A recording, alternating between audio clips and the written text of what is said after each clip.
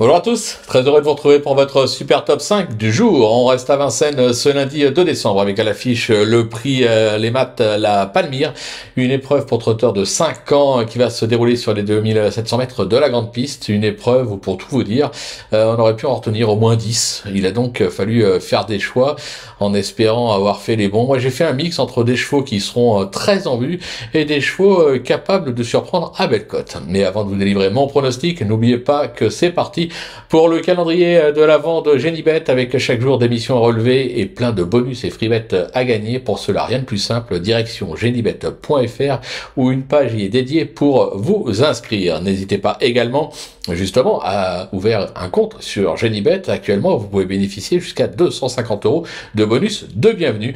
Vous pouvez également aller vous balader sur les réseaux sociaux pour y retrouver notre ami et consultant de luxe, Florent Gautreau. Allez, sans plus attendre, je vous délivre donc mon pronostic et restez bien avec moi jusqu'à la fin de l'émission pour connaître mes impasses. En tête, le numéro 7, Gisou Létang, le 9, Joker des Chaliers, le 2, Jasper Pilla, le numéro 1, Juvenia Bella, le numéro 10, Jasmin du Vallon et le numéro 8, Joss Mazza.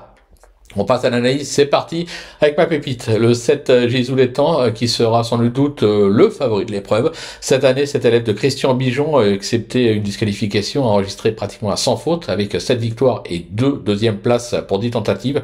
Alors oui, il passe surtout pour un performer à droite, mais comme il a déjà gagné à Vincennes, franchement, difficile de ne pas y croire. Mon coup de cœur, le 9, Joker des Chaliers, qui est un véritable modèle de régularité. Il s'est placé à ce niveau sur ce même parcours, c'était fin septembre. Il vient d'enchaîner un succès et un accessite sur les 2100 mètres. Gabi Gelormini en tire toujours la quintessence. Il s'annonce redoutable. Le bruit d'écurie, le 2, Jasper Pilla, qui alterne le bon et le moins bon, c'est vrai. Il s'est souvent bien comporté sur le parcours du jour et y affiche même déjà 2 succès l'an dernier. Cette saison, il s'est plutôt illustré en province, mais drivé en confiance par Alexandra Brivard.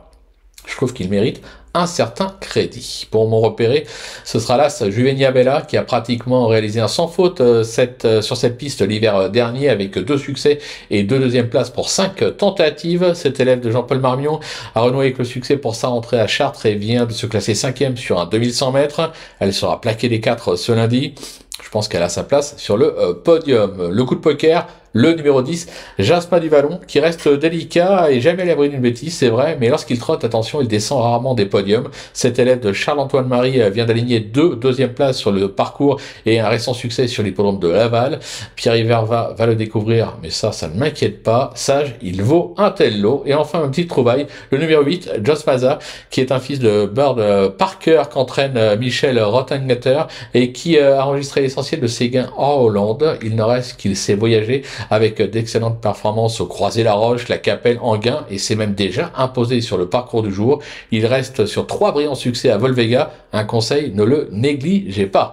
Prendre des risques, comme je vous le disais, ça fait partie du métier. J'ai donc décidé de laisser 2 chevaux au paddock avec le 3, Jésabel Genilo, qui risque de manquer encore un peu de rythme et qui aura de meilleurs engagements prochainement sur l'hippodrome de Cannes-sur-Mer. Je vais également écarter le numéro 4, Jazz de Pervenche, qui semble actuellement vraiment loin du niveau qui a pu être le sien par le passé. Voilà, tout est dit, ou presque. Maintenant, c'est à vous de jouer. Sans oublier que sur Genibet, bien sûr, on peut jouer en fractionné. Alors bon jeu à tous et on se donne rendez-vous dès demain pour un nouveau Super Top 5.